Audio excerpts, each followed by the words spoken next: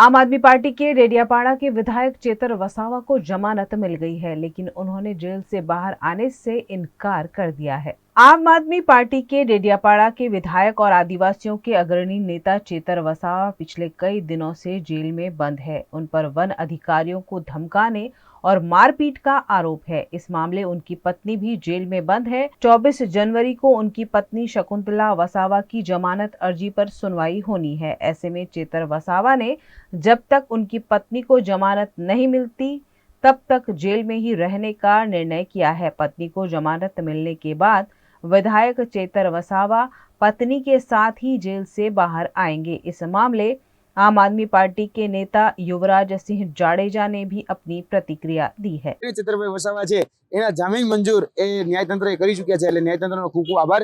અને અમારા માટે ખૂબ ખુશીના સમાચાર છે કે આદરણીય ચેતરભાઈ વસાવા જે 38 દિવસની અંદર 38 દિવસથી એ જેલવાસ હતા, એટલે કે જે વનવાસ ભોગવી રહ્યા હતા, એમને પણ અત્યારે કહી શકાય કે જે પોતાની જે અયોધ્યા છે એમાં પાછા ફરી રહ્યા છે, એટલે અમારા માટે ખૂબ આનંદના સમાચાર છે। ચેતરભાઈ વસાવાના જે અમારા સંપર્ક સૂત્રો છે, આદરણીય ચેતરભાઈ વસાવા તરફથી જે માહિતી પ્રાપ્ત થઈ રહી છે, એમના વકીલશ્રી, એમના ધર્મપત્નીશ્રી સાથે જે વાતચીત થઈ છે એ પ્રમાણે કે આદરણીય ચેતરભાઈ વસાવા જે છે એ સજોડે બહાર આવવા માંગી રહ્યા છે, એટલે એમના જે નિર્ણય છે એ નિર્ણયને અમે સર્વોપરી માનીએ છીએ। અને આદરણીય ચેતરભાઈ વસાવા જે રીતે કહી રહ્યા છે એ પ્રમાણે કે ભાઈ આવનાર દિવસોમાં એ સજોડે બહાર આવશે, અને સજોડે જોવા જઈએ તો 24 તારીખની અંદર 24 તારીખે એ જે ન્યાયતંત્ર છે એ ન્યાયતંત્ર સમક્ષ જે જામીન અરજી જે શકુંતલાબેન છે એ શકુંતલાબેનની જામીન અરજી મૂકેલી છે, અને તેની સુનાવણી એ 24 તારીખના રોજ થવાની છે। એટલે 24 તારીખના રોજ જે સુનાવણી થવાની છે તેમાં એમને આશાવાદ વ્યક્ત કર્યો છે કે આદરણીય ચેતરભાઈ વસાવાના જે ધર્મપત્ની છે શકુંતલાબેન, એમને પણ જામીન મળી શકે એમ છે। તો ચોક્કસપણે એ બંને એ સાથે આવવા માંગી રહ્યા છે, જેથી કરીને આજે બીડું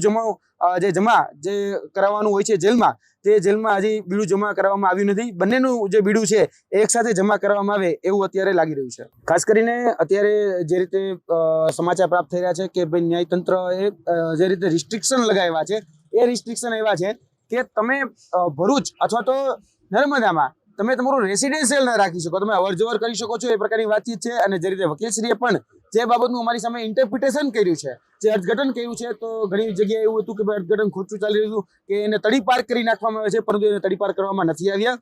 તે પોતાની જે કેમ્પેનિંગ છે પોતાનું કેમ્પેનિંગ કરી શકે છે, પરંતુ ત્યાં રેસિડેન્શિયલ કોઈ પણ જે આવાસ છે ઊભું કરી શકતા નથી। અને આ જે બાબત છે એ બાબતને પણ અમે આવકારીએ છીએ। આવનાર દિવસોમાં જે રીતે ન્યાયિક પ્રક્રિયા અમે જે રીતે સમજ્યા છીએ, તો જોવા જઈએ જ્યાં સુધી ચાર્જશીટ ફાઇલ નથી થતી ત્યાં સુધી એમને આ રિસ્ટ્રિક્શન છે રાખવામાં આવતા હોય છે। એટલે અમે પણ એવી આશા રાખીએ કે જ્યાં સુધી ચાર્જશીટ ફાઇલ ન કરવામાં આવે ત્યાં સુધી યોગ્ય છે, પરંતુ ચાર્જશીટ ફાઇલ થઈ ગયા બાદ એને તમામ પ્રકારની જે છૂટછાટો જે છે જે સામાન્ય નાગરિકને મળતી હોય એ સામાન્ય નાગરિકને મળતી છૂટછાટો પણ એમને મળે એવો અમને આશાવાદ છે।